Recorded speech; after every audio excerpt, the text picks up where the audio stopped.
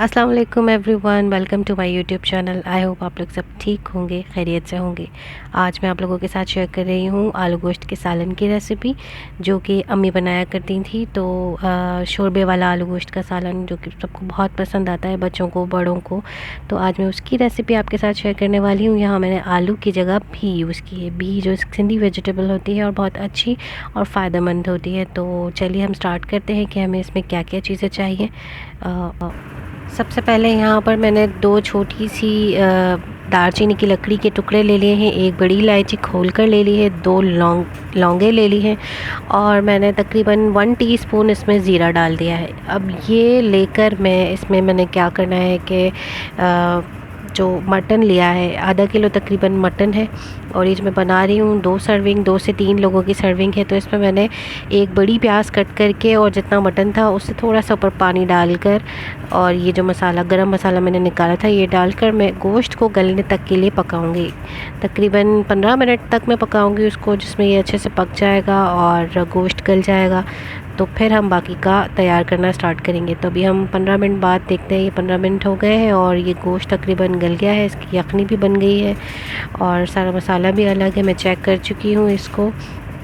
तो अब मैं क्या करूँगी, सारी इसमें से बोटियाँ गोश्त की निकाल के अलग कर दूँगी और इसका जो दूसरा मसाला है, मतलब इसके अंदर जो मैंने पहले डाला था, उन्हें अलग कर दूँगी और यखनी को भी अलग कर दूँगी। अब उसके बाद ये देखें, मैंने सब अलग कर दिया है। इसमें गोश्त निकाले और इसमें प्याज वगैरह जो चीज़ें हैं उन्हें मैं छान कर अलग कर लूँगी अच्छे से। अब यहाँ मैंने तकरीबन 4-5 टुकड़े लहसुन के और एक छोटा टुकड़ा अदरक का लेके उसे कूट लिया है अच्छे तरीके से और उसी में मैंने साथ में वो जो यखनी में से मसाला निकला था उसे भी डाल लूँगी और उसे भी थोड़ा सा कूट लूँगी ताकि वो बहुत ज़्यादा साबुत, ये इस शक्ल में आपने इसको कर लेना है। और ये बोटियाँ मैंने अलग रख दी हैं गोश्त की। यहाँ पर अब मैंने ऑयल डाल के और वो मसाला और वो बोटियाँ वापस से डाल के उनको मैंने हल्का हल्का फ्राई करना स्टार्ट कर दिया है। ज़्यादा मैं इसको फ्राई नहीं करूँगी क्योंकि गोश्त तकरीबन गल चुका है, तो इसलिए बस थोड़ा ही फ्राई करना है। अब यहाँ पर मैंने तकरीबन 1 कप दही ले ली है। दही मैंने ख़ुद घर में बनाई है और इसका लिंक मैं डिस्क्रिप्शन में डाल दूँगी कि दही किस तरह जमाते हैं। तो आप वहाँ से देख सकते हैं। घर की प्योर अच्छी और केमिकल फ्री दही खुद जमाए और ख़ुद बना कर खाएँ। और यहाँ मैंने तकरीबन 1 कप दही ले ली है। अब मैं इसमें डालूँगी दूसरे मसाले जो हमें मसाले भूनते वक्त डालना है। तो ये दही मैंने पहले ही निकाल ली थी। मैंने जैसे कि आपको बताया कि हमें गोश्त गल चुका है तो ज़्यादा फ्राई नहीं करना है, बस फ़ौरन ही मसाला उसमें डालना है। तो मैं मसाला पहले कर चुकी थी। यहाँ मैंने 1 टीस्पून धनिया पाउडर लिया है। ये मेरा स्पून छोटा था तो इसलिए मैं आपको अंदाज़े से बता रही हूँ। 1 टीस्पून आपने धनिया पाउडर लेना है और ½ टीस्पून आपने लेना है हल्दी पाउडर। फिर उसके बाद आपने इसमें डालना है अपनी जायके के हिसाब से, जितनी मिर्चें आप खाते हो तो उस हिसाब से डाल दीजिएगा। Chilli powder, red chilli powder, कुटी हुई मिर्चें में नहीं डालनी है, बारीक पिसी हुई डालनी है। ये डालने के बाद आप इसको दही को अच्छे से मिक्स कर लें कि दही में कोई भी लम्प्स ना रहे। आपने फेंटना है। अब नमक डालें अपने जायके के हिसाब से। अच्छा, यखनी में भी आपने नमक डालना है। जब आप गोश्त करने के लिए आपने यखनी बनने रखी थी तभी आपने थोड़ा सा नमक डालना है ताकि गोश्त के अंदर भी नमक जाए। अब यहाँ ये देखिए थोड़ा फ्राई हो गया है जो मैंने इसके अंदर डाला था मसाला कूट के। अब ये मैं दही डाल दूँगी।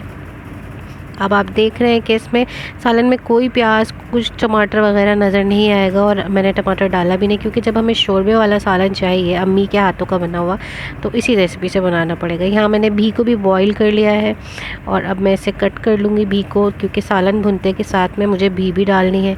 अब ये आप देख लीजिए, इसको कट करना है। आप अपने जिस शेप से चाहें आप इसे कट कर सकते हैं। तो मैंने इसे ऐसे कट कर लिया और अब मैं इसको भी इसी सालन में साथ साथ डालकर फिर भूनूँगी ताकि जो भी है उसमें भी सालन का जायका आ जाए।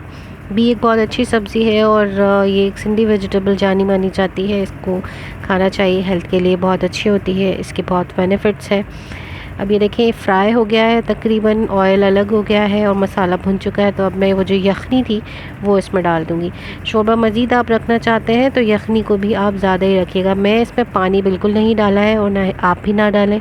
तो आप यखनी का पानी ही इतना ही रखें कि वही आपके शोरबे में यूज़ हो जाए। तो अब मैं इसको थोड़ा सा बॉईल कर लूँगी और थोड़ी सी देर पका लूँगी, 2 से 3 मिनट, और ये बिल्कुल रेडी है। आप इसमें एंड में हरा धनिया डाल दें और ये 2 ग्रीन चिली मैंने कट करके बीच में से बीज निकाल लिया करें हरी मिर्चों के, वो हमारी सेहत के लिए अच्छे नहीं होते हैं। और ये डाल के मैंने 5 मिनट इसको पकाया और उसके बाद ये इसकी फ़ाइनल शक्ल है, आप देख लें। आप भी ज़रूर ट्राई करें, कमेंट सेक्शन में बताएं कैसा बना है, और ज़रूर ट्राई करें मेरी रेसिपी को, अपने फ्रेंड्स के साथ शेयर भी करें, मेरे चैनल को लाइक और सब्सक्राइब भी ज़रूर करें। अल्लाह हाफ़िज़।